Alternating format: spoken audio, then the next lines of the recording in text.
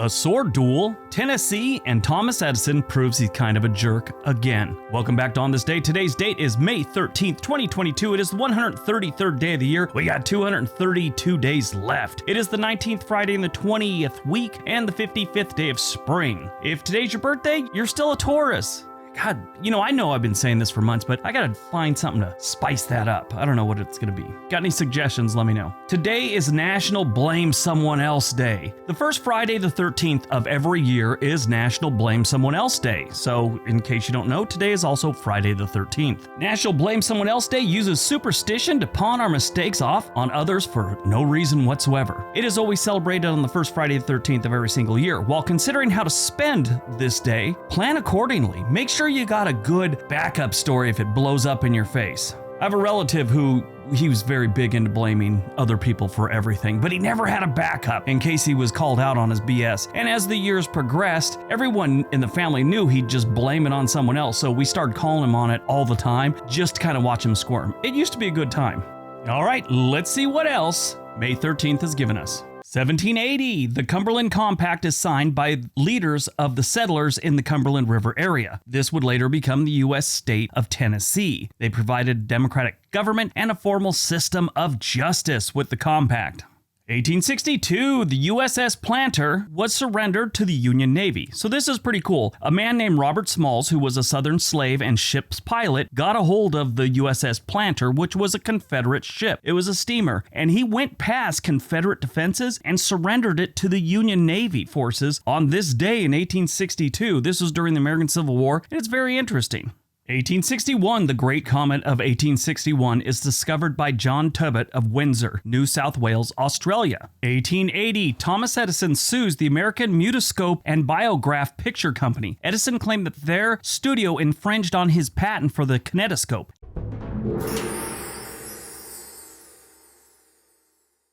Now, if you've watched this channel before, you know that I have feelings about Thomas Edison, and they're not good. Thomas Edison was kind of a jerk. He's a big-time jerk. He was sue happy. He sued anyone that he felt had an idea that was somewhat similar to his, when in reality, a lot of the things he invented were already in place and already a thing before he made it better. So there's a certain amount of genius to that. I mean, most people think he invented the light bulb, but Edison didn't actually invent the light bulb. People had been making wires incandescent since 1761, and plenty of other inventors had demonstrated and even patented various versions of the incandescent light bulb by 1878, when Edison turned it into a marketable thing. I mean, he was going to illuminate the world. He wasn't as much inventing as he was perfecting. But yeah, he was on this big thing where he tried to stop everyone from making movies. He wanted to be the only one making movies in the United States. And he did a lot of legal shenanigans to try and stop people from making movies, and this was just one of those cases. Yeah, but like many people said, Edison's biggest invention was himself. 1888, Brazil abolishes slavery. 1981, Mehmet Ali Agca, I guess his name is, attempts to assassinate Pope John Paul II in St. Peter's Square in Rome. The Pope is rushed to a university hospital and undergoes emergency surgery, and he survives, thus creating a need for the Popemobile. That's that little aquarium view you see. He sits on the back of the car, and it's all encased in glass, and he drives around and waves at people. Yeah, the Popemobile was invented because of this dude. Years later, the Pope went back and forgave him. Dennis Miller did a great joke. If he was the Pope, it wouldn't have gone down that easy. He said he'd be going after it. You punk, you stabbed me. A bunch of cardinals holding him back. Out of here, kid. He's crazy when he's like this. 1995, Alison Hargrave, a 33-year-old British mother, becomes the first woman to conquer Everest without oxygen or help of Sherpas. Those are the people that help these people. The whole Mount Everest thing is a frickin' joke now. It has become so common that there's a traffic jam to get to the top, that these people climb, and it's hard. It's not nearly as hard as it was back in the 1930s, 1950s. With the equipment we have nowadays, if you're an experienced climber or hiker, you could probably do it. These days, it's become become something that,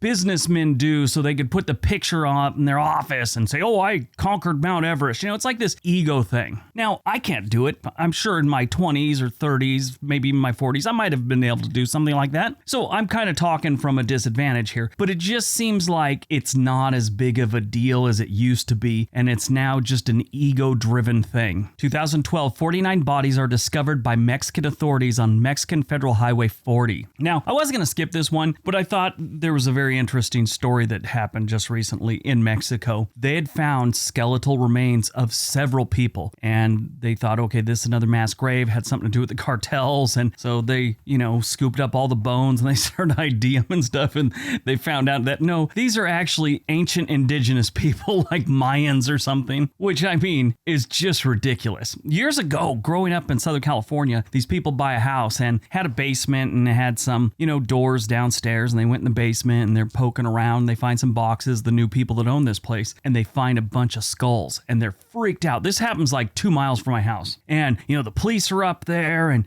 I guess at one point the FBI showed up, but the next day they realized that no, actually the guy that owned the house before them was a professor of anthropology at UCLA. These were like ancient skulls that he had from, his classes or something like that.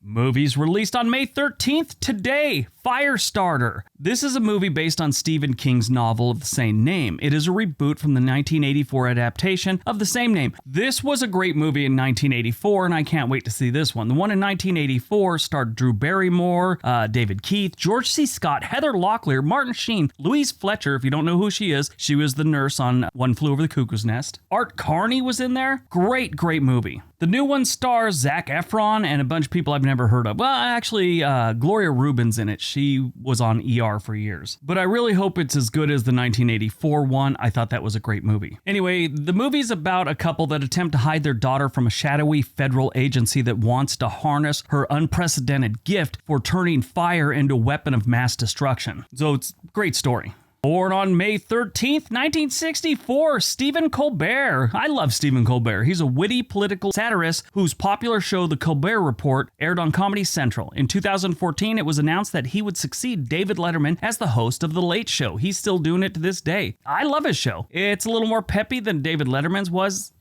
For a while. I loved David Letterman growing up, but towards the end, his show is just kind of a little But I think of all the ones that have taken over for one of the traditional late night hosts, I think his is one of the better ones done. Died on May 13th, 2013, we lost Dr. Joyce Brothers. She was a psychologist, TV personality, and Good Housekeeping magazine advice columnist. She helped popularize psychology in the second half of the 20th century. She actually rose to fame after she was a winner on the American quiz show, The $64,000 Question. A lot of people thought she was just some TV joke psychologist, but she actually has a pretty good educational pedigree. She completed her undergraduate degree at Cornell University and went on to receive her PhD in psychology from Columbia. She became a licensed psychologist in New York State in 1958. She died at her home on May 13th, 2013 in Fort Lee, New Jersey. Her daughter said that respiratory failure was the cause.